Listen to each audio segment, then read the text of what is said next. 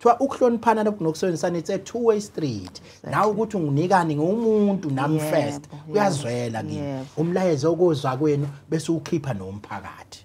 Okay, ngiyabonga kakhulu isifuba. Yabona mangathiwa ngiqale nje la kakhulukazi kozwa kwethu. Kubaleke kakhulu ukuthi singabahlengikazi sibahloniphe abantu okuyibona abeza bufuna usizo emtholampilo. Labo bantu labo mina ngiyengithi iclinic Absolutely. Akusiyona imall. Umuntu meze eclinic uze ngoba kunenkinga. Uze emtholampilo negama liyasho. Absolutely. Akusikho ke isidingo sokuthi manje lo muntu uzithole sokuxabana naye ke senokuhilizisana ke ngoba sabantu kuyenzeka imoya sometimes inyuke. Zama ke wena ukuthi wehle umuntu umbonise kahle ngendlela efanele ngoba ukuhilizisana lokho isikhathi esiningi kuvela ngenxa yani na ulwazi. Absolutely. Ulwazi lubalekile. Abantu bakithi badinga ulwazi.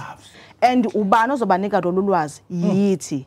Indlela esibanika ngakhona ulwazi nayo ihamba elide igqathu. So kubalekile ukuthi abantu bakithi sibatreat ngendlela esingajabula nathi uma izihlubo zethu zingatrithwa ngayo.